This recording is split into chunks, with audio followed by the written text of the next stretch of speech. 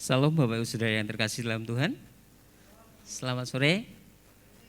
Selamat kita kembali beribadah dan bersekutu dengan Tuhan kita, Raja di atas segala raja. Mari kita mau siapkan setiap hati kita.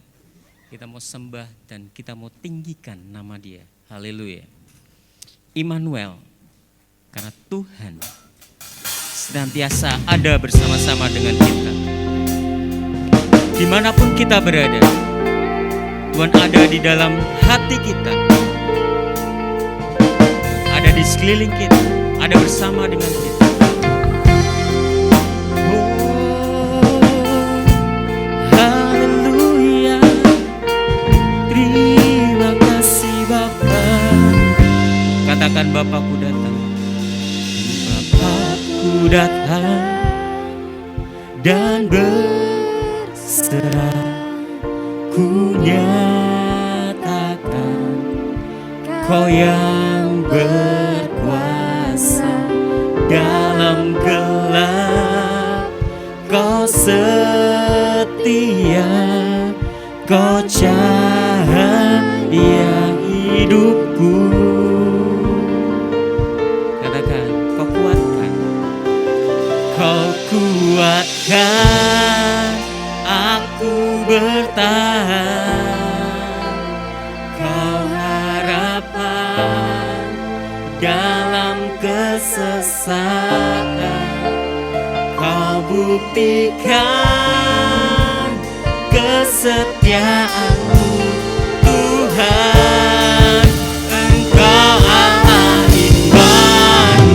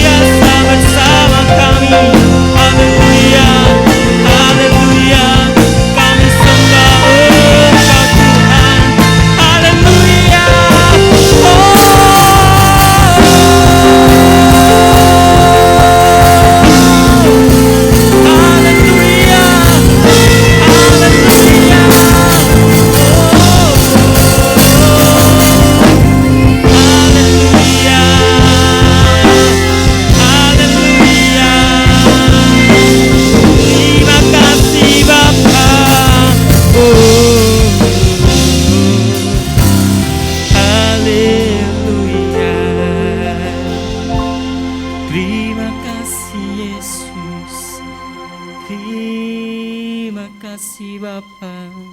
Terima kasih Tuhan, kami bangga memiliki Allah yang seperti Engkau. Karena Engkau tidak pernah meninggalkan kami sedetik pun. Karena Engkau Allah kami, Immanuel, yang senantiasa bersama dengan kami Tuhan. Kami siap sore ini memuji Tuhan. Kau memberkati setiap kami Tuhan. Dalam nama Tuhan Yesus, setiap kita yang percaya katakan amin. Shalom. Ada sukacita Bapak Ibu Saudara? Coba lihat kanan kirinya dulu. Wajah-wajah yang penuh dengan sukacita Bapak Ibu Saudara. Mungkin dilihat dari matanya Bapak Ibu Saudara. Haleluya. Yang siap memuji Tuhan, mari berikan kemuliaan buat Tuhan kita. Haleluya. Datang dan bertahta. Mari tepuk tangan sama-sama buat Tuhan kita. Yeay. Haleluya, Yesus Tuhan.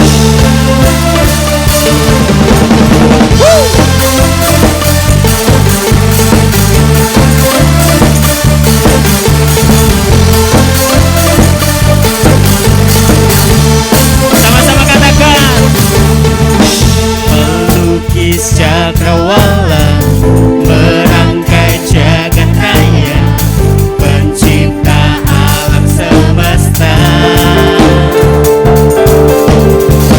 pemilik kehidupan yang sanggup menyelamatkan, dialah jalan kebenaran. Kami rindukan kuasa lawatanmu, kebangkitan pasti terjadi. Datanglah dan bertahta, Tuhan berkuasa, tangan hati bersatu, menaikkan pujian, peluru dipatahkan, mujizat dinyatakan.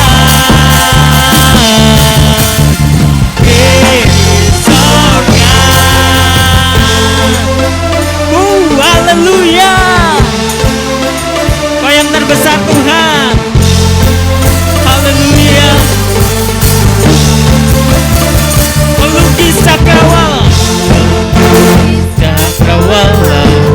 merangkai jagat raya, pencipta alam semesta, pemilik kehidupan yang sanggup menyelamatkan, dialah jalan kebenaran. Katakan, kami rindukan kuasa lawatanmu, kebangkitan pasti terjadi. Datanglah dan bertahta, Tuhan yang berkuasa, tangan hati bersatu, menaikkan pujian, belenggu dipatahkan, mujizat dinyatakan. Di sorga. Haleluya. Saya percaya hanya Tuhan kita yang terbesar, Tuhan yang paling luar biasa, Dia yang terdahsyat di dunia ini. Haleluya.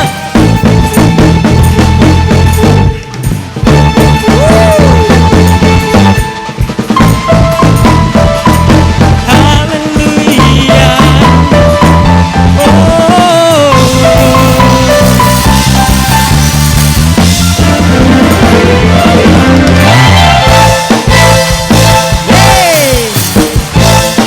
Katakan, kami rindukan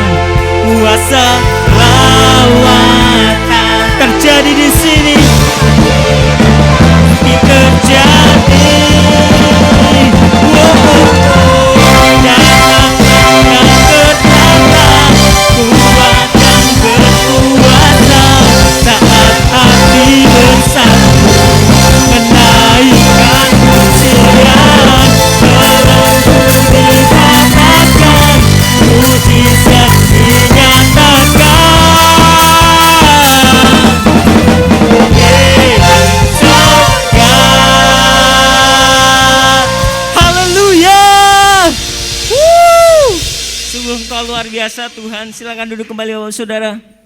Haleluya. Karena Tuhan kita kuasanya tidak ada yang menandingi. Amin. Haleluya. Tak tertanding.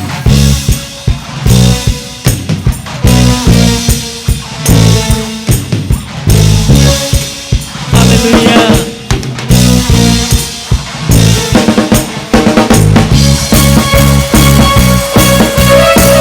Kami percaya Tuhan, tidak ada yang dapat menandingi kuasa-Mu.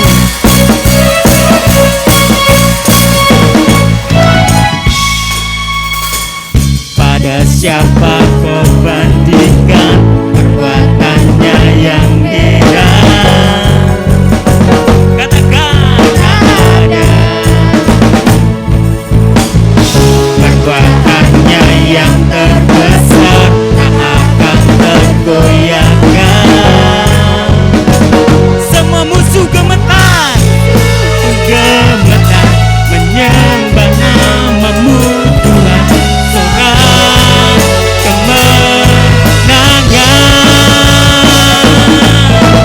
Sungguh tak tertandingi, tak ada yang setara denganmu. Hanya Yesus Tuhanlah yang terhebat, yang melebihi dari kuasa di dunia. Kerajaanmu kekal.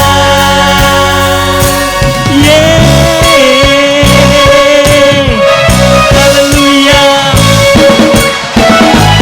Pada siapa kau bandingkan perbuatannya yang heran? Katakan dengan iman kita. Tak ada. Hanya yang terbesar tak akan tergoyahkan. Semua musuh gemetar mendengar nama-Mu Tuhan.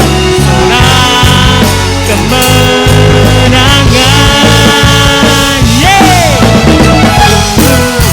Tak tertandingi, tak ada yang setara denganmu. Hanya Yesus Tuhanlah yang terhebat, yang melebihi dari penguasa di dunia. Kerajaanmu kekal. Haleluya. Kembali kita mau bangkit berdiri bersama-sama. Saya terlebih besar, terlalu percaya kuasa Tuhan ada di tempat ini. Dan kuasa Tuhan tidak ada yang menandingi. Kuasa Tuhan bisa menyembuhkan, bisa mengalahkan kuasa manapun juga. Haleluya. Karena Kau Allah kami yang luar biasa Tuhan.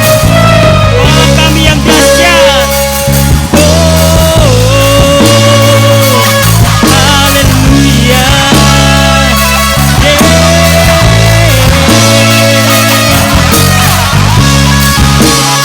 Terima kasih Tuhan. Haleluya. Sama-sama kita katakan, sungguh tak tertandingi, ada yang setara denganmu. Hanya Yesus Tuhanlah yang terhebat, yang melebihi dari penguasa di dunia. Raja sungguh, sungguh tak tertandingi, tak ada yang setara denganmu. Hanya Yesus Tuhanlah yang terhebat, yang melebihi dari penguasa di dunia. Kerajaanmu kekal. Haleluya. Berikan sorak-sorai buat Tuhan kita. Haleluya. Haleluya. Kami bangga punya Allah seperti Engkau Yesus Tuhan. Karena salib-Mu Kau sudah menebus setiap dosa kami. Kau sudah melayakkan kami Tuhan, untuk kami boleh bersekutu dengan Engkau. Haleluya Yesus. Kami merendahkan hati kami di hadapan-Mu Bapa. Kami berikan pujian kami sebagai pujian dan penyembahan yang terbaik dari hati kami untuk segala kebaikan-Mu atas hidup kami Tuhan.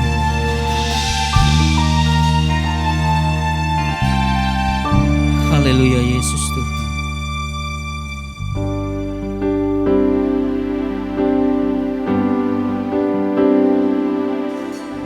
Hanya Kau Tuhan di hidupku. Kau berikan hidup yang baru. Darah-Mu menyucikan, pulihkan hatiku. Ku nyatakan Kaulah segalanya.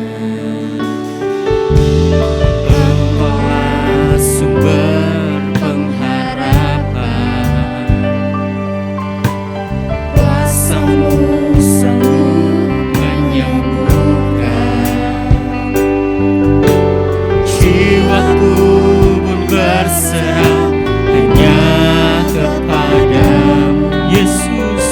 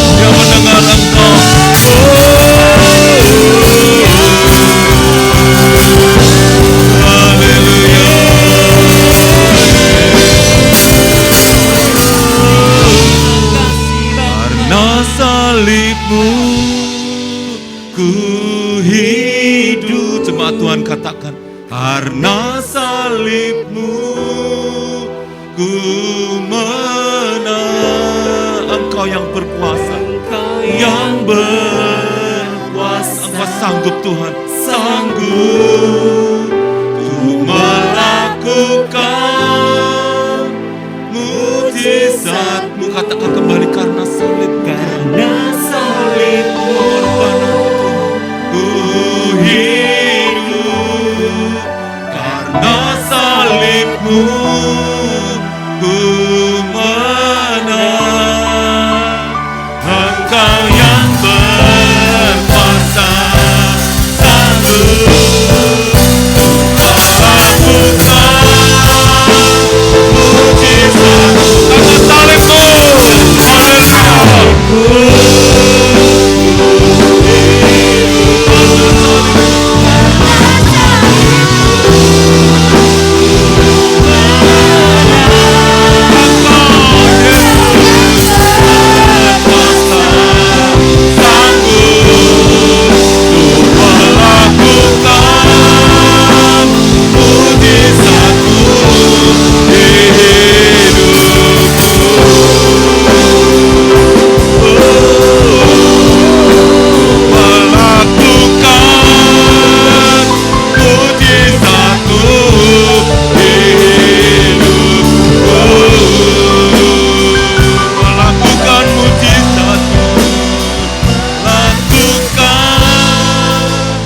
mujizat-Mu di hidupku.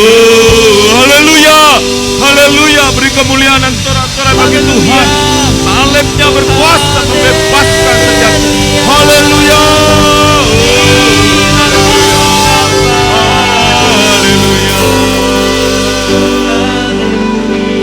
Terima kasih Tuhan, Engkau Allah yang dahsyat dan luar biasa bagi kami Tuhan. Kemenangan di atas kayu salib menjadi jaminan setiap kami untuk kami terus maju Tuhan, melangkah maju menempuh masa depan kami, karena Engkau berada di depan memegang kami, menanti kami, dan tangan-Mu terulur untuk menopang dan menguatkan kami. Terima kasih Tuhan, Allah Roh Kudus jamah setiap kami malam hari ini Tuhan, yang beribadah, menyembah dan memuliakan nama-Mu. Dan sebentar kami mendengar firman-Mu dan merenungkannya. Roh Kudus tolong setiap kami, jadikan tanah hati kami tanah yang gembur untuk firman-Mu ditaburkan dan boleh berbuah lebat dalam kehidupan kami. Terima kasih Tuhan Yesus, terima kasih menerima pujian dan penyembahan kami di hadapan-Mu. Ini kami Tuhan, berbicaralah ya Tuhan, kami siap mendengarkan. Di dalam satu nama di atas segala nama, di dalam nama Tuhan Yesus Kristus, kami sudah berdoa dan mengucap syukur. Haleluya. Semua siap diberkati firman, katakan amin. Haleluya. Izinkan saya membuka masker. Shalom Bapak Ibu saudara sekalian. Haleluya. Ada sukacita sore hari ini. Bapak Ibu dan saudara sekalian, minggu-minggu ini kita merenungkan makna penderitaan Bapak Ibu. Tapi satu hal yang paling penting bagi setiap kita dari semua penderitaan itu adalah bagaimana kita menyadari bahwa Tuhan itu pada akhirnya akan menopang kita. Katakan amin Bapak Ibu. Tuhan menolong kita, menguatkan kita, tapi Dia menunggu waktu yang tepat. Dan ketika Tuhan ingin menopang kita, Dia seringkali menginginkan supaya kita melepaskan segalanya. Kita berserah dalam tangannya. Bahkan tidak jarang ketika kita menjadi keras, Tuhan itu melunakkan kita dengan berbagai macam hal Bapak Ibu. Yang mungkin manusia pada umumnya katakan itu penderitaan. Bapak Ibu dan saudara sekalian, pada umumnya kalau kita ditanya, ketika kita sudah lulus ujian, ya bagi adik-adik semua sudah lulus ujian dan bahkan diwisuda, atau kita dipromosikan jabatan dalam pekerjaan kita, atau bahkan mungkin kita yang sedang memasuki hidup yang baru di dalam pernikahan. Laki-laki dan perempuan berkomitmen menjadi satu. Ketika ditanya apakah engkau sanggup menderita? Apakah engkau siap untuk menderita? Pastinya jawabannya adalah apa Bapak Ibu? Tidak, saya enggak siap menderita dong. Masa suruh menderita? Wah saya sudah lulus, sudah berhasil, sudah dapat ijazah, masa harus menderita? Saya ingin lebih baik tuh, saya ingin pekerjaan lebih sukses, saya ingin ada keberhasilan. Yang memasuki hidup yang baru juga enggak mau. Saya ingin menikmati hidup yang bahagia. Ya. Yang berhasil dipromosi, saya ingin lebih sukses lagi, berhasil lebih lagi. Itu keinginan wajar setiap manusia. Namun Bapak Ibu Saudara sekalian, ya, kita tahu sebagai orang-orang percaya Tuhan berkata, tidak ada kemuliaan tanpa salib. Betul saudara? Tanpa jalan salib enggak ada kemuliaan. Kita ngerti, orang percaya ngerti itu, firman-Nya ada. Namun seringkali kita terlupakan. Kita tidak mengingat hal tersebut Bapak Ibu Saudara sekalian. Kita mengingat berkatnya, oh benar Tuhan itu akan memberkati kita. Benar, Dia akan memberi kelimpahan bagi setiap kita. Namun seringkali kita kebablasan, kita terlena, kita termanjakan dengan berkat yang diberikan oleh Tuhan. Sehingga kita lupa, kita nggak sadar bahwa ada musim-musim kehidupan kita yang tidak selalu di atas. Dan ketika kita mengalami yang namanya prosesnya Tuhan, ketika Tuhan izinkan kita mengalami sesuatu yang tidak menyenangkan di luar ekspektasi kita, yang keluar dari reaksi kita apa saudara? Wah Tuhan itu enggak baik, wah Tuhan itu jahat, Tuhan enggak mengasihi saya, Tuhan enggak adil ini, teman saya kok bisa lulus, saya enggak lulus, misalkan. Itu yang keluar reaksi dari diri kita secara sadar atau tidak sadar. Padahal kita tahu Bapak Ibu Saudara sekalian, baik-baik maupun tidak baik dalam konotasi manusia, Tuhan itu merancangkan. Kalau tadi kita nyanyikan Immanuel, Tuhan itu sudah menyertai Anda dan saya, amin Bapak Ibu. Tuhan menyertai orang percaya apapun musim kehidupan, apapun persoalan yang kita alami. Tapi seringkali reaksi kita adalah menyalahkan Tuhan ketika kita diizinkan untuk mengalami proses dalam hidup ini. Mengalami kekecewaan, mengalami pahit hati, mengalami disakiti, kita seringkali langsung menunjuk pada Tuhan, menghakimi Tuhan. Oh ini Tuhan yang enggak baik sama saya ini. Dan lebih lagi ketika kita melayani Tuhan, saudara. Waduh sudah aktif dalam pelayanan di gereja, melayani setiap waktu ada di gereja, kegiatan apapun mesti ikut gitu ya. Komsel ikut, paduan suara ikut, worship leader ikut, pendalaman Alkitab ikut. Kok kayak gini hasilnya? Kok saya masih menderita Tuhan? Kok saya masih kena ujian? Kok saya disakiti? Kok saya disalah mengerti? Kok saya dituduh dan lain-lainnya? Wah ini Tuhan gak adil itu. Itulah secara manusia timbul dalam pikiran kita. Kita menuduh Tuhan gak adil, gak sayang pada kita, Tuhan marah pada kita. Padahal sesungguhnya Bapak Ibu, Tuhan ingin mengangkat kita lebih tinggi lagi. Amin. Tuhan lewat proses itu akan meningkatkan kita. Semua kita tahu supaya emas itu menjadi murni harus diapa Bapak? Digosok. Digosok berulang-ulang supaya menjadi murni. Nah Tuhan ingin tingkatkan Anda dan saya itu semakin murni, semakin indah, semakin mulia di mata Tuhan. Lewat satu proses yang harus kita alami di dalam hidup ini. Rencana Tuhan adalah mengangkat kita. Ini yang penting yang perlu kita sadari Bapak Ibu. Ketika kita merenungkan peristiwa Ayub secara khusus. Kenapa? Karena pada akhirnya, pada Ayub pasal 42 yang kita renungkan minggu-minggu yang lalu. Kita mendapati bahwa Tuhan itu menopang Ayub. Amin saudara. Dia mengembalikan bahkan lebih daripada ekspektasi dari Ayub sendiri. Berlipat kali ganda saudara. Berkat itu dipulihkan. Ketika apa? Ketika Ayub tetap terus menyadari bahwa Tuhan tidak pernah tinggalkan dirinya. Amin. Tuhan yang memberi berkat, Tuhan pun berhak untuk mengambilnya dan memberi apapun di dunia ini. Itu kesimpulan daripada pemikiran Ayub. Dan kalau kita merenungkan di dalam sepanjang kitab Ayub, itu banyak tidak dimengerti saudara. Manusia tidak paham, manusia tidak ngerti, manusia hanya sampai pada tataran yang kita bicarakan tadi. Hanya menganggap bahwa Tuhan itu harus mengganjar saya. Tuhan harus mengupah segala kebaikan saya atau apa yang sudah saya lakukan. Kalau saya melakukan kebaikan, Tuhan harus beri yang baik dong. Kalau saya melakukan kejahatan ya wajar Tuhan buat jahat. Tapi saya melakukan kebaikan, kok terimanya enggak baik. Manusia selalu mengukur dalam pikiran manusia, dalam aturan-aturan manusia. Tidak memahami apa yang dipikirkan oleh Tuhan. Satu kali Bapak Ibu ada seorang bapak yang mengendarai mobil, dia jalan gitu, sedang pergi dalam perjalanan, di satu jalan yang agak sepi dia menjumpai seorang ibu tua sedang menggendong barang yang begitu berat. Sang bapak ini merasa kasihan.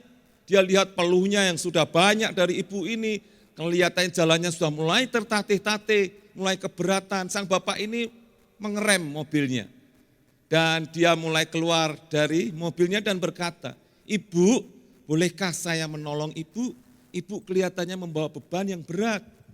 Mari naik ke mobil saya, Bu, kebetulan saya seorang diri saja." Mobilnya pick up Bapak Ibu. Yang di depan hanya dia saja seorang diri. Akhirnya ibu ini mikir, ya udahlah, melihat yang menawari sang bapak ini baik wajahnya gitu, enggak mencurigakan. Oke, dia mau. Ya udah mau. Lalu di pick up itu bawaannya yang besar itu masih tetap dipegang Bapak Ibu. Masih tetap didekap sama dia dan dia naik ke mobil pick up yang di depan. Sang bapak ngeliatin aja, didiemin aja. Karena enggak enak melarang si ibu ini. Akhirnya bapak ini berjalan.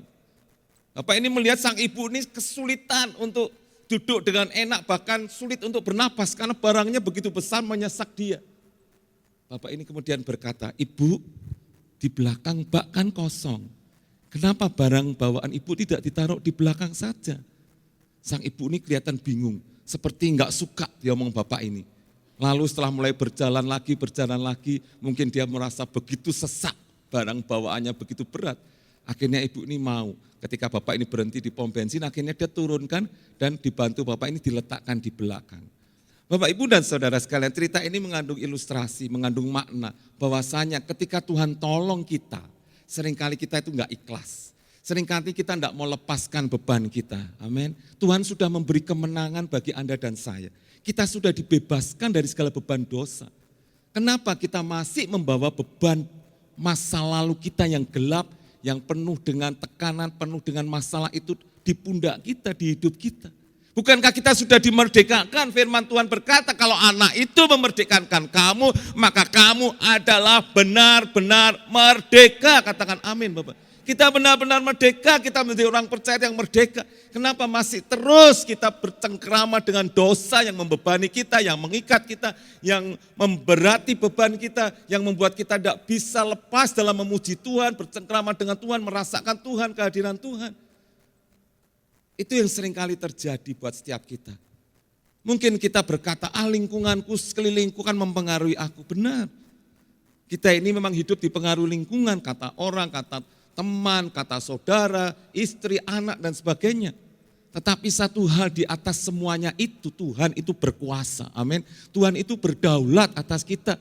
Dia secara pribadi yang menyelamatkan Anda dan saya. Dia pun secara pribadi ingin menopang dan menolong kita.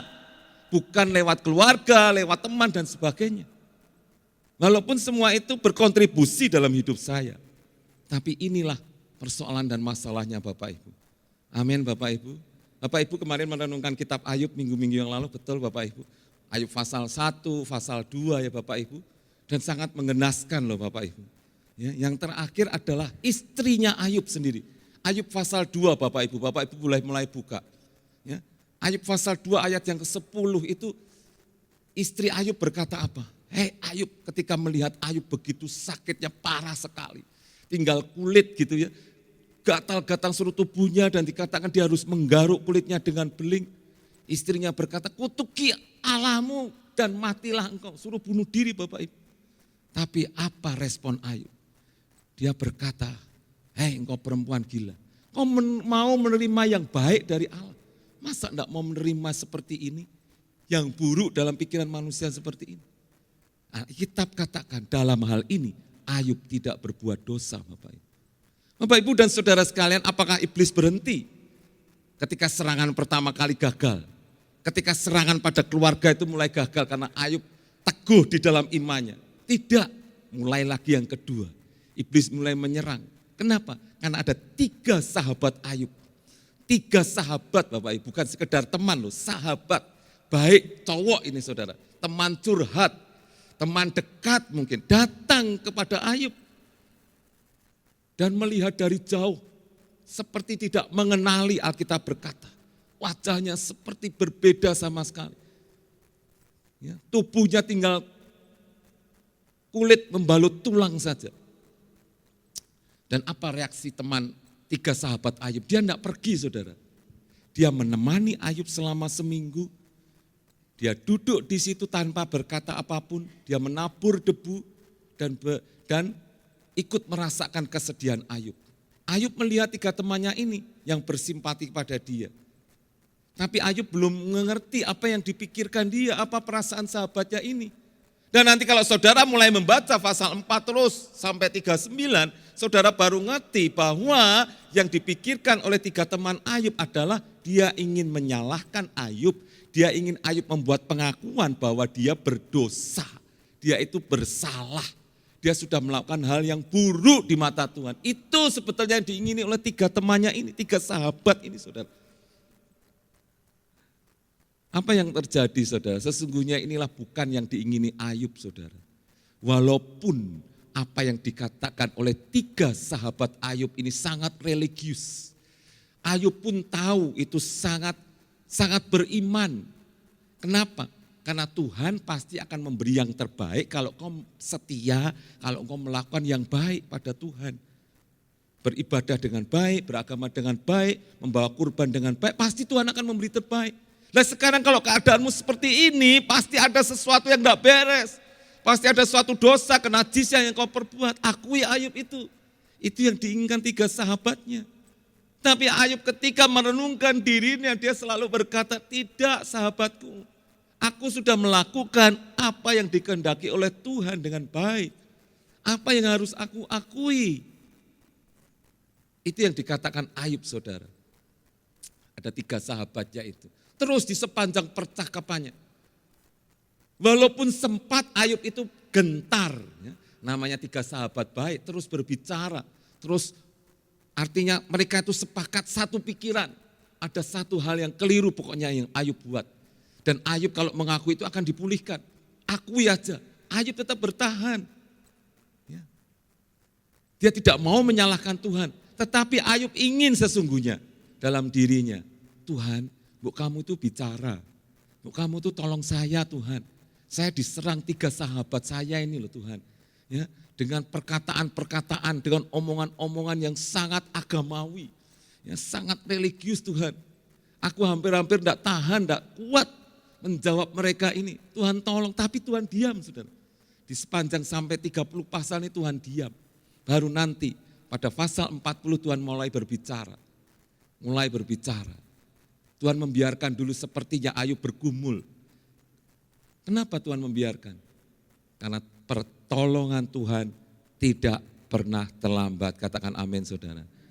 Dia melakukan di waktu yang tepat. Amin. Tuhan melakukan di waktu yang tepat. Tuhan tahu kekuatan daripada Ayub. Dia masih mampu bertahan. Dan faktanya memang kita tidak melihat satu perkataan pun dari Ayub yang menghujat Tuhan. Yang mengatakan Tuhan itu jahat. Dia tidak mengatakan itu saudara. Memang dia sempat menyesali kok kenapa begini. Tapi dia tidak pernah ngomong menuduh Tuhan. Tuhan itu tidak baik, Tuhan itu jahat, Tuhan itu tidak adil. Tidak pernah dia katakan itu saudara. Amin, ini yang luar biasa. Haleluya. Mari kita coba lihat sekarang pada pasal yang ke-19 saudara. Ayub pasal 19. Bagaimana kita merenungkan Tuhan itu menopang, menolong kita, memberikan pengharapan bagi kita. Saudara nanti bisa baca Ayub pasal 19 mulai ayat pertama sampai 29. Tapi malam hari ini saya akan ajak Bapak Ibu membaca dari 23 sampai 29 saja. Sekali lagi, tiga sahabat Ayub, orang yang sangat dekat dengan dia, ingin supaya dia mengutuki Allah. Mengatakan bahwa Allah itu tidak adil. Sepertinya tiga sahabat ini mau membela Allah. Allah itu yang benar, kamu salah. Tapi dalam pikiran Ayub, Allah itu maha, Allah itu enggak perlu dibela. Dia tahu apa yang dilakukan dengan baik. Dia tahu apa yang menjadi bagiannya.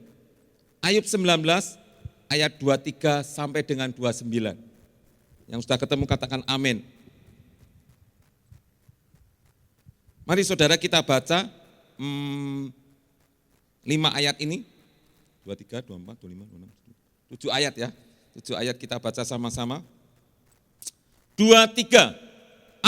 kiranya perkataanku ditulis, dicatat dalam kitab, terpahat dengan besi pengukir dan timah pada gunung batu untuk selama-lamanya.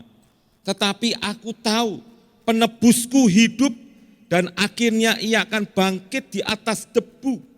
Juga sesudah kulit tubuhku sangat rusak, sekalipun dagingku pun aku akan melihat Allah, yang aku sendiri akan melihat memihak kepadaku. Mataku sendiri menyaksikannya dan bukan orang lain. Hati sanubariku merana karena rindu. Kalau kamu berkata, kami akan menuntut dia dan mendapatkan padanya sebab perkaranya. Takutlah kepada pedang, karena kegeraman mendatangkan hukuman pedang, agar kamu tahu bahwa ada pengadilan. Amin. Saudara, 7 ayat ini sesungguhnya Ayub ingin menegur pada sahabat-sahabatnya, bahwa apa yang kau pikirkan dan kau katakan itu tidak benar, itu keliru saudara. Kalau saudara mulai baca ayat 1, Ayub berkata kepada sahabatnya, kau 10 kali mendesak aku untuk supaya aku mengakui. 10 kali loh, 3 sahabatnya terus mendesak terus. Ayo akui, Ayub akui. Tapi Ayub tetap berkata, Tuhan ngerti apa yang ada pada diriku dan apa yang aku lakukan. Engkau enggak usah menghakimi, karena penghakiman itu haknya siapa saudara? Haknya Tuhan. Kamu jangan menjadi seperti Tuhan, karena kamu ini bukan Tuhan, kamu manusia, kamu hanya sahabat baikku. Ayub kecewa sebetulnya, kenapa sahabatnya menjadi seperti Tuhan dan mendesak dia, seolah seperti menghakimi. Padahal sesungguhnya dia berkata, posisi kerohanian kita itu ya enggak beda jauh.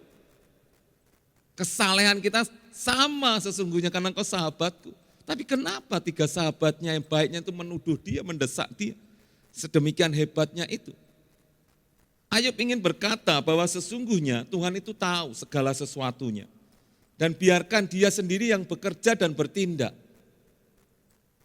Bapak, Ibu, dan saudara sekalian, kalau kita membaca akhir dari kitab ini, coba kita lihat sebentar, Ayub 4:2, inilah bukti bahwa Tuhan tetap menopang pada hambanya yang benar itu saudara.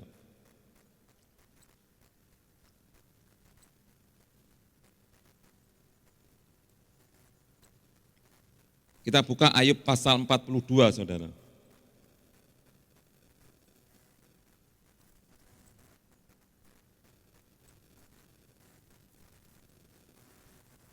Mulai ayat 10 saudara. Ayub 42 ayat yang ke-10. Saya akan bacakan buat Bapak Ibu.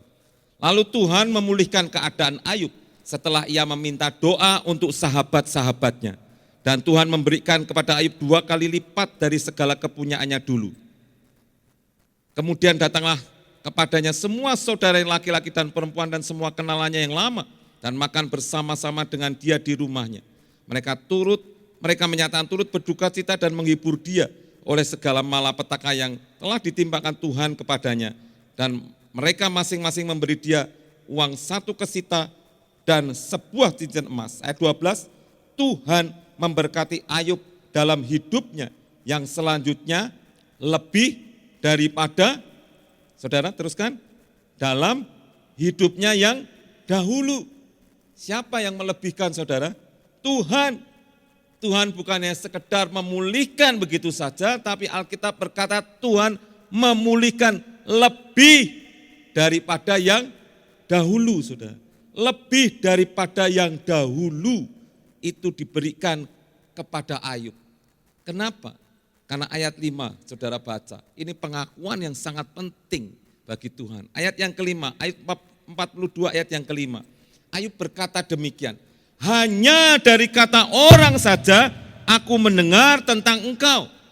Tetapi sekarang mataku sendiri memandang engkau. Sekali lagi ayat yang kelima. Hanya dari kata orang saja aku mendengar tentang engkau. Tetapi sekarang mataku sendiri memandang engkau. Saudara, ini kunci yang paling penting bagi pemulihan Ayub yang lebih dari sebelumnya. Sahabatnya memang penting bagi Ayub. Makanya dia ladeni terus sampai 30 pasal lebih perkataan-perkataan sahabatnya. Karena ini sahabat dia. Tetapi pada akhirnya dia bisa berkata, ya, aku melihat engkau sendiri Tuhan. Aku mendengar engkau sendiri Tuhan lebih daripada segala manusia, termasuk istri dan sahabat-sahabat baiknya. Ini kunci yang luar biasa. Setelah 30 pasal dia didera terus dengan pertanyaan-pertanyaan, dengan desakan-desakan oleh 3 sahabatnya yang sangat religius, yang sangat saleh ini. Dengan pemahaman-pemahaman katakan teologia gitu ya, yang sangat teologis perkataannya, yang sangat tinggi, yang bermuatan filosofi yang tinggi. Tapi akhirnya Ayub berani berkata, hanya dari Tuhan saja aku mendengar. Segala kebenaran itu bukan daripada engkau. Ini bukti bahwa Tuhan tetap menopang Ayub. Katakan amin saudara. Ini buktinya, bukti tidak bisa diingkari saudara. Ya, bukti dari pernyataan Tuhan itu tidak bisa diingkari. Bahwa sungguh-sungguh Tuhan itu menopang dia. Mari malam hari ini kita belajar daripada peristiwa Ayub dan kisah hidupnya ini. Bagaimana supaya Tuhan itu selalu menopang Anda dan saya. Anda semua mau ditopang Tuhan? Amin. Mau ditolong Tuhan? Yang pertama adalah kokohlah dalam pengakuan iman kita. Next, selanjutnya kokohlah dalam pengakuan iman kita, iman kepercayaan kita saudara. Ketika Anda dibaptis memberi diri, Tuhan memberikan pengakuan dalam mulut kita. Aku meninggalkan segala dosaku, aku bertobat, minta ampun dan aku mau hidup baru. Aku percaya kepada Tuhan Yesus sebagai Tuhan dan Juru Selamatku pribadi. Dan aku mau berjalan dalam terangnya. Ini pengakuan iman kita.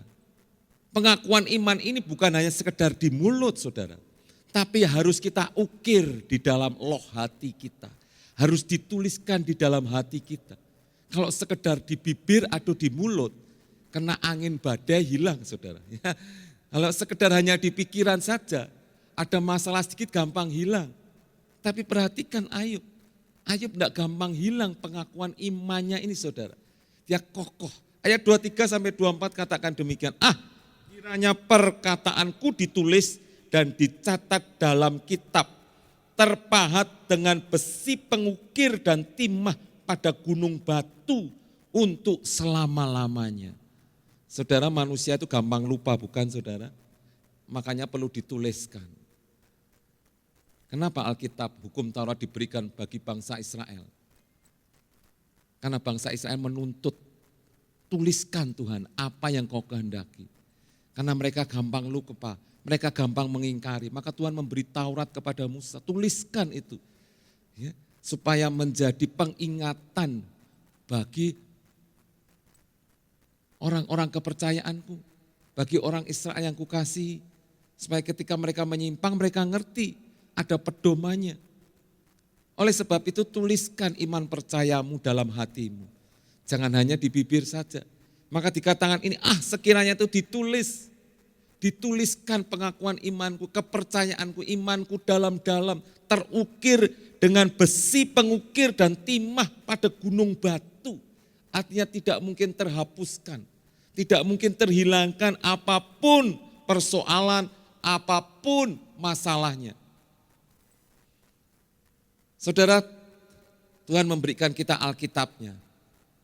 Firman kebenarannya bagi Anda dan saya. Dan benar kitab Ayubnya ternyata dituliskan dalam Alkitab kanon kita. Menjadi pengingatan bagi kita.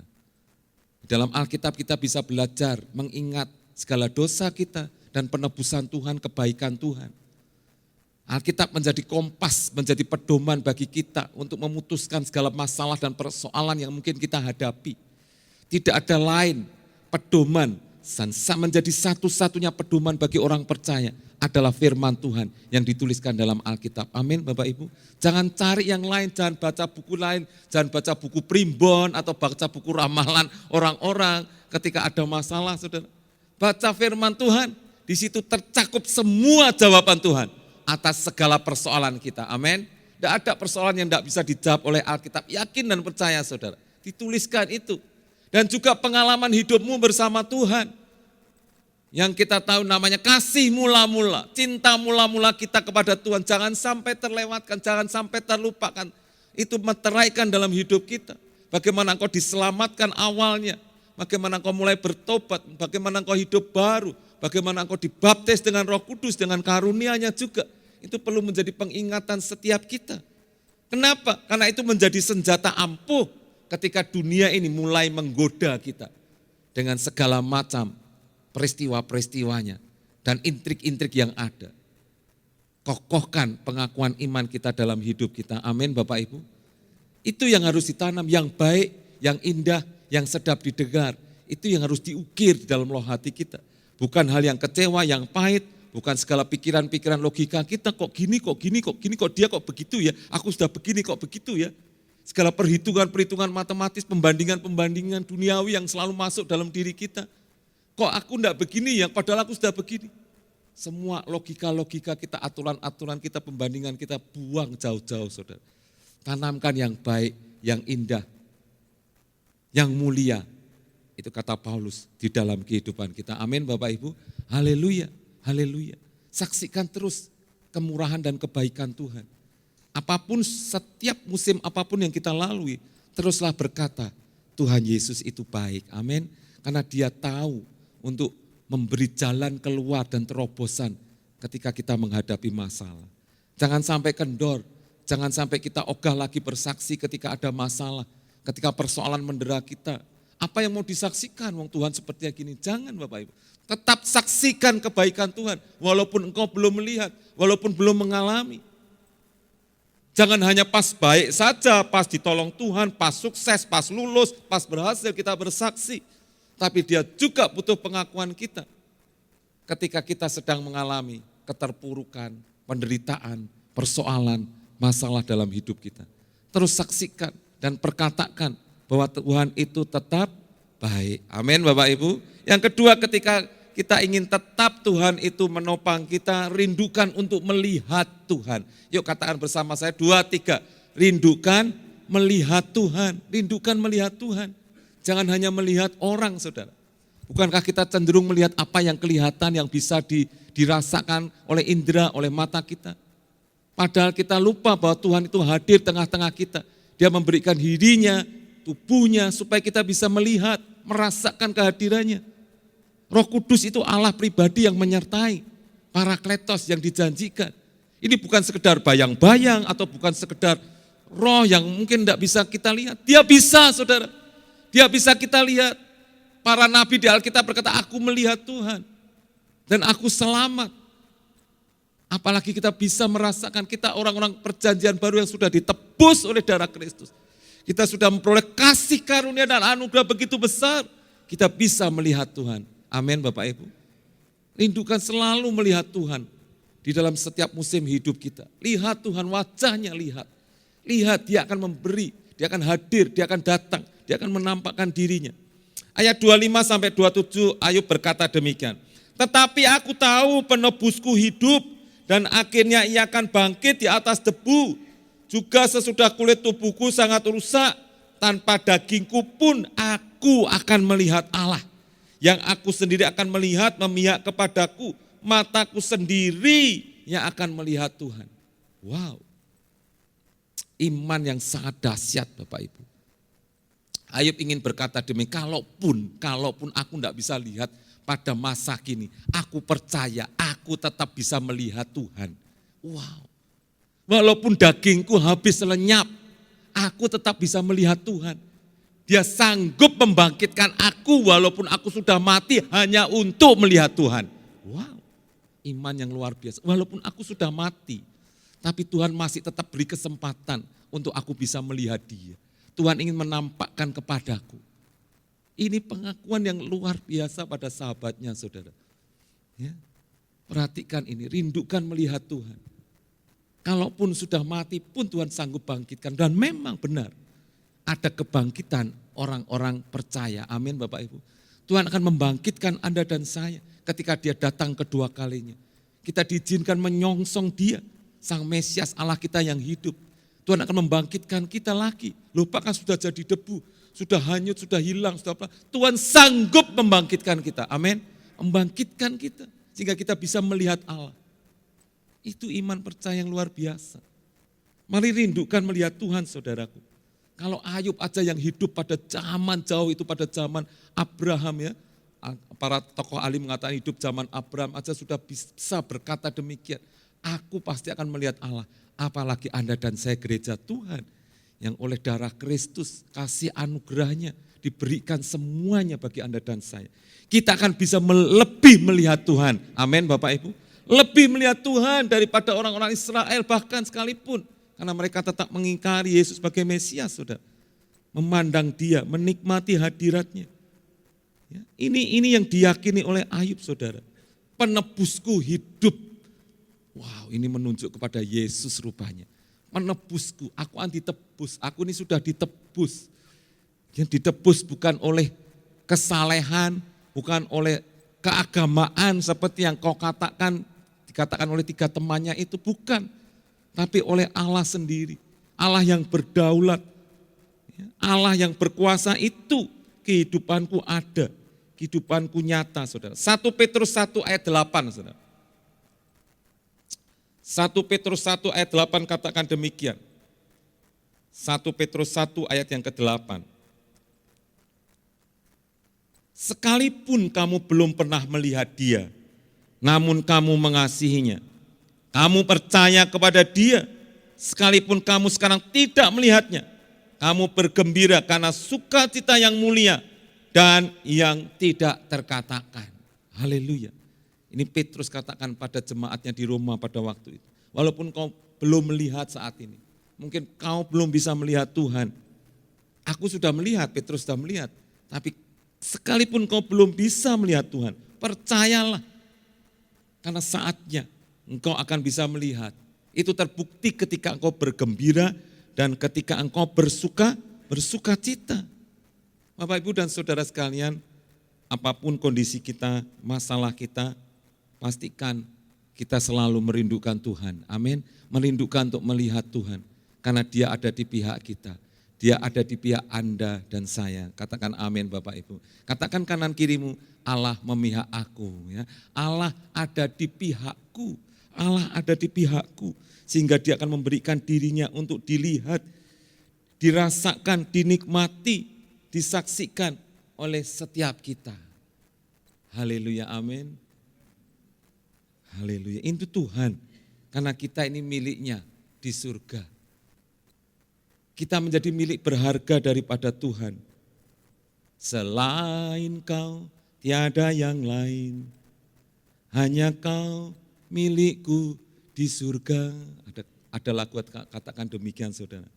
Sekalipun dagingku lenyap, hatiku lelah tak berdaya, ku sembah Engkau Allah yang perkasa, ku sanjung tinggi namamu di hidupku, Tuhan tiada yang lain, hanya kau satu di hatiku.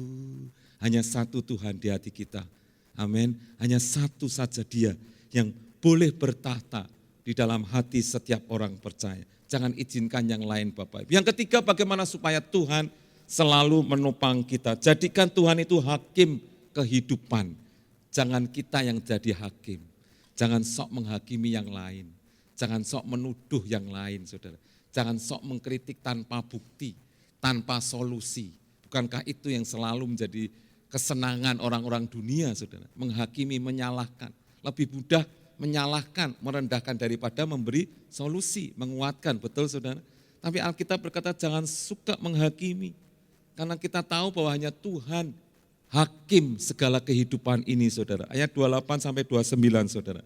Kalau kamu berkata kami akan menuntut dia dan mendapatkan padanya sebab perkaranya, takutlah kepada pedang, karena kegeraman mendatangkan hukuman pedang, agar kamu tahu bahwa ada pengadilan. Ayub ingin berkata pada 3 sahabatnya, ada pengadilan loh di hari akhir nanti.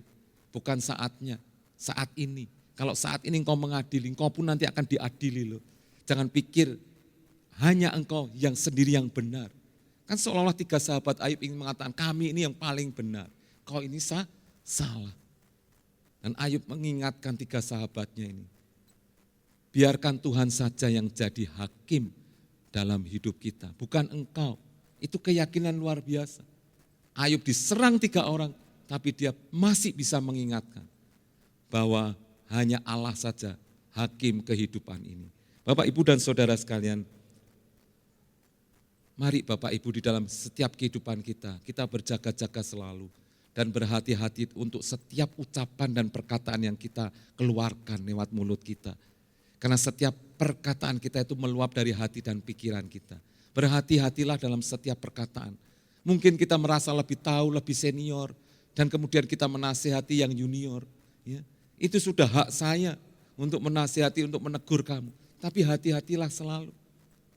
Apakah yang kita katakan, yang kita nasihatkan berasal dari pikiran Allah dan kehendak Allah, atau kehendak kita sendiri, atau keinginan kita sendiri, atau arogansi diri saya sendiri. Pastikan selalu perkataan kita adalah perkataan yang selaras dengan isi hatinya Tuhan. Katakan amin Bapak Ibu. Perkataan-perkataan yang menguatkan, yang menolong, membangun, yang selaras dengan kehendak Tuhan. Itulah yang harus selalu kita katakan bagi saudara-saudara kita yang lain. Sehingga kita tidak terjatuh untuk menghakimi dan kita tidak terjatuh dalam dosa. Karena penghakiman itu adalah hak Tuhan. Amin Bapak Ibu. Haleluya. Inilah perenungan rema yang sangat penting bagi setiap kita dalam peristiwa Ayub ini. Kami undang pemain musik untuk maju ke depan.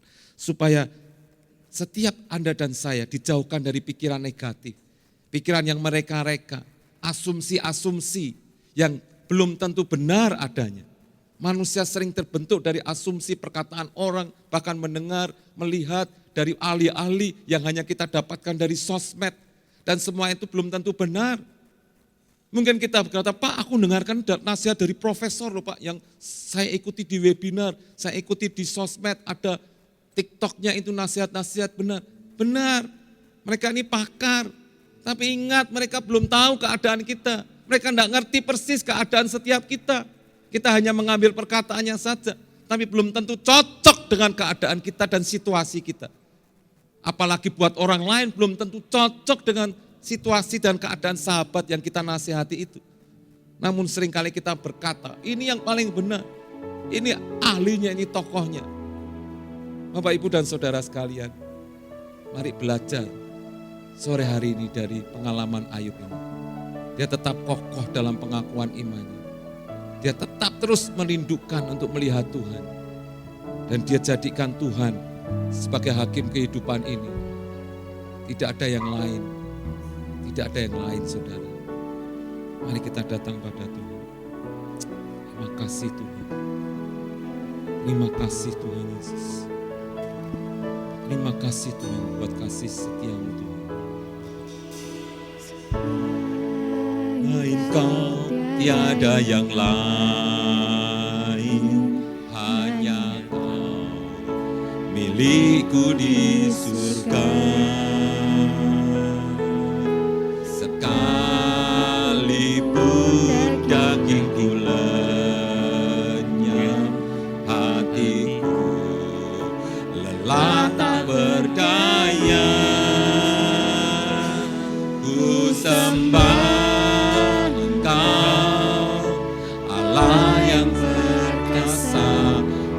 sanjung tinggi namamu di hidupku Tuhan, tiada yang lain, hanya Kau satu di hatiku. Terima kasih Tuhan, terima kasih buat firman-Mu Tuhan. Malam hari ini Tuhan, kami percaya Allah yang dahsyat bagi kami Tuhan. Kami percaya Tuhan Kau bekerja di waktu yang tepat Tuhan. Kau tidak pernah terlambat Tuhan. Kau selalu menjawab setiap doa kami Tuhan.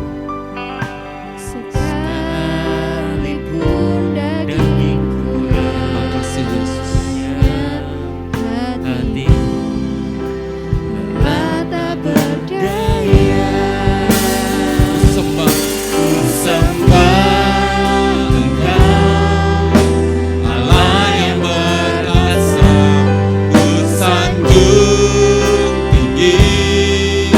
Nama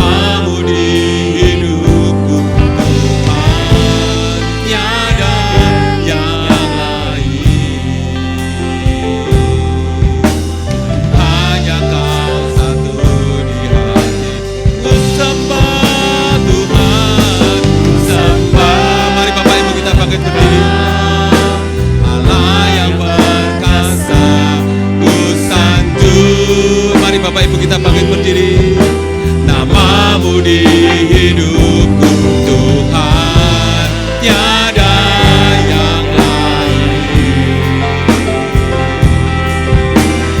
Hanya Kau satu di hatiku. Bapak Ibu dan saudara sekalian, apa yang menjadi pergumulan setiap kita saat ini? Apa yang menjadi pergumulan Bapak Ibu? Tuhan pasti mengerti, Tuhan tahu. Tuhan mengerti bahwa setiap kita akan mengalami satu proses demi proses.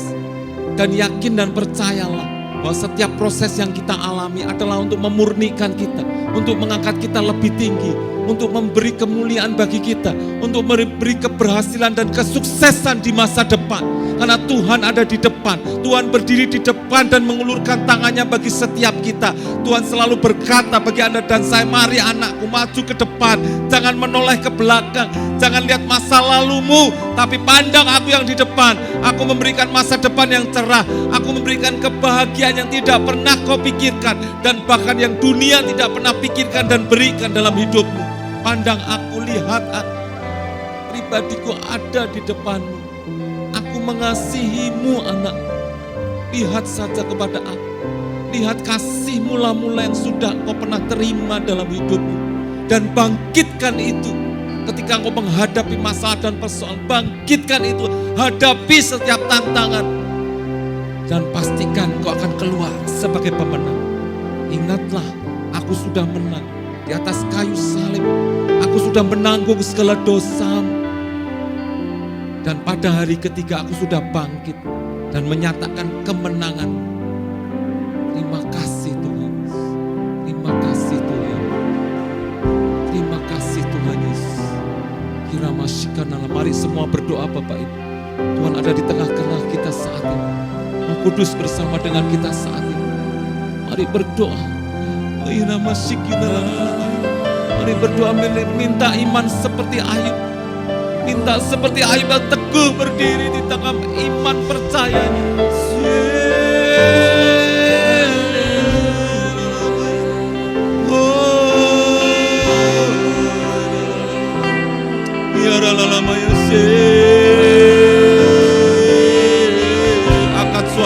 Angkat suaramu, Tuhan ada di sini, Tuhan mendengar seruanmu saat ini.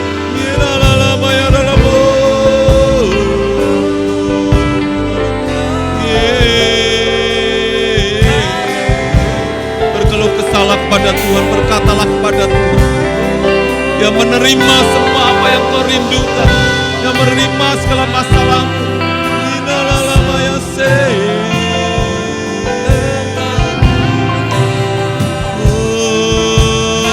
Mari semua angkat suara.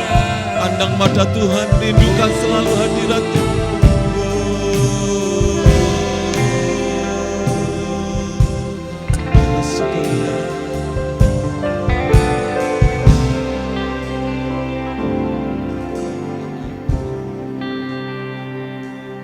Selalu Tuhan menjawab doa, namun Dia beri yang terbaik di waktu yang tepat. Izinkanlah untuk bekerja, yang mustahil menjadi mungkin karena percaya. Yesus mendengar lebih dari yang ku doakan. Yesus menjawab lebih dari yang ku harapkan. Dengan caranya di waktu yang tepat, ku kan melihat Dia carikan semua. Kata Yesus mendengar, Yesus mendengar lebih dari yang ku doakan. Yesus menjawab lebih dari yang ku harapkan. Dengan caranya di waktu yang tepat, ku kan melihat Dia jadikan semua. Bila kata Yesus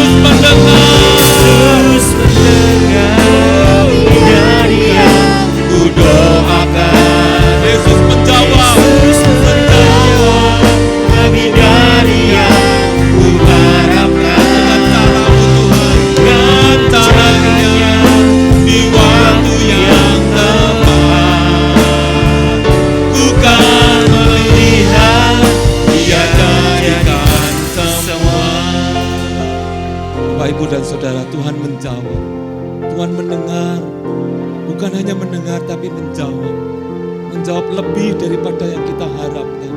Seperti Ayub, dia memulihkan berlipat kali ganda berkat itu. Dia menopang Ayub demikian rupa, sehingga semua orang sekalian yang bisa melihat bahwa sesungguhnya Tuhan yang diimani Ayub adalah Tuhan yang benar. Dan hanya kepada Dia saja hati kita harus berpaut, harus mendengarkan, harus melekat pada Dia. Bukan kepada filosofi, bukan pada agama, bukan pada tradisi, bukan pada yang lain. Hanya kepada Allah saja. Terima kasih Tuhan. Bapak, Ibu, Saudara sekalian, mari bawa hatimu saat ini. Malam hari ini secara khusus Dia mengundang setiap Anda dan saya untuk boleh menikmati tubuh dan darahnya yang mulia. Tubuh dan darahnya boleh menjadi makanan bagi setiap Anda dan saya. Dia sediakan dirinya supaya kita boleh menikmati Dia, boleh melihat Dia, boleh melihat kuasanya, boleh melihat mujizatnya di tengah-tengah hidup kita. Mari Bapak, Ibu, dan Saudara sekalian datang pada Tuhan. Akui segala dosamu malam hari ini. Minta ampun kepada Tuhan atas segala kesalahan kita. Minta ampun pada Dia. Minta Dia sucikan tubuh dan hati kita supaya kita dilayakkan menyambut tubuh dan darahnya. Terima kasih Tuhan Yesus. Terima kasih Tuhan. Sucikan dan kuduskan kami Tuhan. Layakkan kami Tuhan. Biar tubuh dan darahmu menjadi berkat dalam hidup kami. Tubuh dan darahmu menjadi kekuatan dalam hidup kami. Biar firman-Mu menjadi rema dan tinggal dalam hidup kami. Terima kasih Tuhan. Di dalam satu nama di atas segala nama. Di dalam nama Tuhan Yesus Kristus. Haleluya. Amin. Silakan duduk dalam hadirat Tuhan. Para pelayan jamuan kudus boleh membagikan tubuh dan darah Kristus. Tak selalu Tuhan menjawab doa.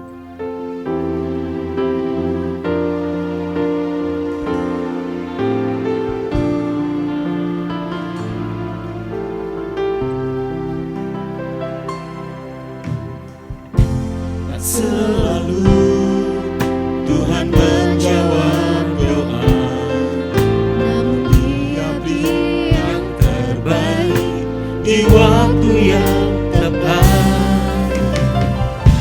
Izinkanlah Tuhan untuk bekerja, yang mustahil menjadi mungkin oleh karena percaya. Yesus mendengar lebih dari yang ku doakan. Yesus menjawab lebih dari yang ku harapkan. Dengan caranya di waktu yang tepat, ku kan melihat Dia jadikan semua. Yesus mendengar lebih dari yang ku doakan. Yesus menjawab lebih dari yang ku harapkan. Dengan caranya di waktu yang tepat, ku kan melihat Dia jadikan semua.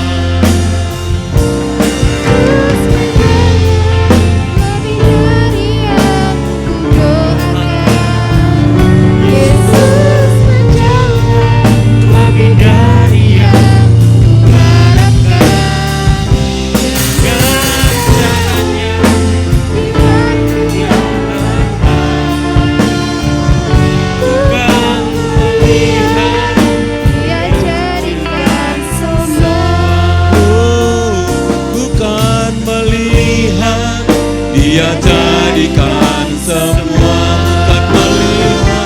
Bukan melihat, Dia jadikan semua. Mari Bapak Ibu saya ajak bangkit berdiri.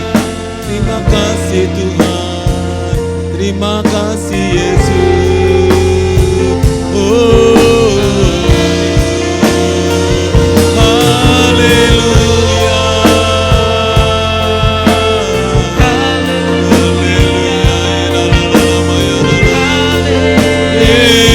kasih Tuhan.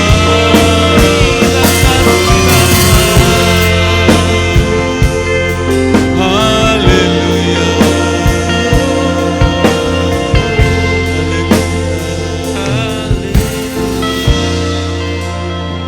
Bapak, Ibu, dan saudara sekalian, Tuhan memberikan tubuhnya bagi setiap kita, supaya kita menyadari bahwa tubuh kita yang fana ini lemah.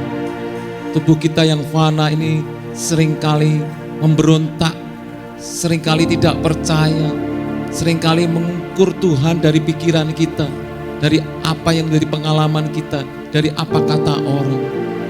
Dia memberikan tubuhnya supaya setiap kita membawa tubuh kita yang fana ini menjadi tubuh yang kekal, tubuh yang mulia, tubuh yang seperti tubuhnya Yesus sendiri. Terima kasih Tuhan. Oh, dahsyat luar biasa Tuhan. Mari kita pegang roti tangan kanan kita dan kita angkat tinggi-tinggi ke atas kepala kita. Inilah tubuhnya yang dihancurkan, yang diremukkan oleh segala kelemahan dosa kita, supaya tubuh kita menjadi disucikan, semakin suci, semakin indah, semakin mulia di matanya. Ucapkan syukur dan terima kasih. Terima kasih Tuhan buat tubuhmu yang maha indah ini, yang sudah kau berikan bagi kami, menjadi santapan bagi setiap kami. Terima kasih Tuhan, terima kasih Tuhan. Bapak Ibu, dengarkan bunyi firman Tuhan. Sebab apa yang telah kuteruskan kepadamu, telah aku terima dari Tuhan, yaitu bahwa Tuhan Yesus pada malam waktu ia diserahkan mengambil roti, dan sesudah itu Yesus mengucap syukur atasnya dan memecah-mecahkannya serta berkata, inilah tubuhku yang diserahkan bagi kamu. Perbuatlah ini menjadi kenangan akan aku. Terima kasih Tuhan. Bapak Ibu, jawab pertanyaan saya. Bukankah roti yang kita pecah-pecahkan ini adalah persekutuan dengan tubuh Kristus? Amin. Mari kita makan bersama di dalam nama Tuhan Yesus Kristus.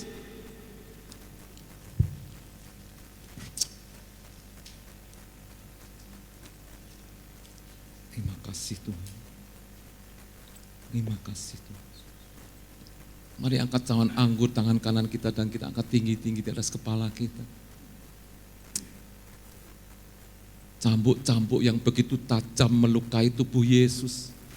Dan darah yang begitu suci, darah yang begitu mulia tercurah ke atas muka bumi ini. Bumi yang berdosa, bumi yang kotor dibersihkan oleh darah yang mulia, darah yang ilahi itu. Dan itu diberikan bagi Anda dan saya. Supaya segala kelemahan-kelemahan kita dibersihkan. Segala sakit penyakit kita disucikan, disembuhkan, dipulihkan oleh darah Yesus. Oleh karena bilur-bilurnya memulihkan dan menyehatkan setiap kita. Terima kasih Tuhan buat darah-Mu Tuhan. Darah ilahi, darah surga yang begitu berharga. Oleh Kau alirkan dalam tubuh kami Tuhan. Supaya darah kami bercampur dengan yang ilahi dan kami menjadi semakin ilahi Tuhan. Semakin menjadi seperti Engkau Tuhan.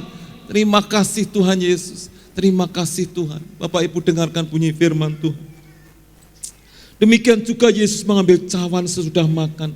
Lalu Yesus berkata, cawan ini adalah perjanjian baru yang dimeteraikan oleh darahku. Perbuatlah ini setiap kali kamu meminumnya, menjadi peringatan akan aku. Sebab setiap kali kamu makan roti ini dan minum cawan ini, kamu memberitakan kematian Tuhan sampai ia datang. Terima kasih Tuhan buat darah-Mu Tuhan. Terima kasih Tuhan. Bapak Ibu, jawab pertanyaan saya.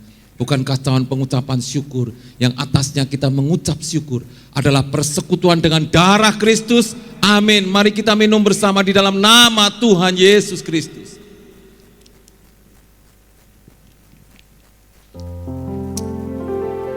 Yesus mendengar dari yang ku doakan. Yesus menjawab lebih dari yang ku harapkan. Dengan caranya di waktu yang tepat, bukan melihat Dia jadikan. Angkat tanganmu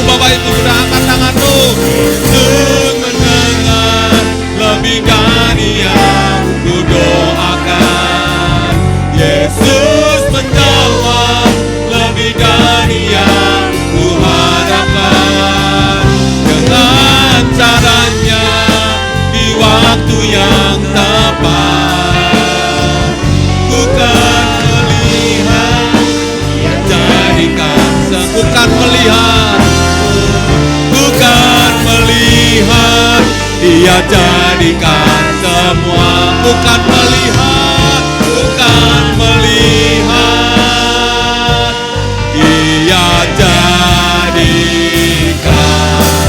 semua. Haleluya, haleluya, haleluya. Terima kasih Tuhan, terima kasih Tuhan. Terima kasih Yesus. Terima kasih Allah Roh Kudus menjawab dan mendengarkan doa kami.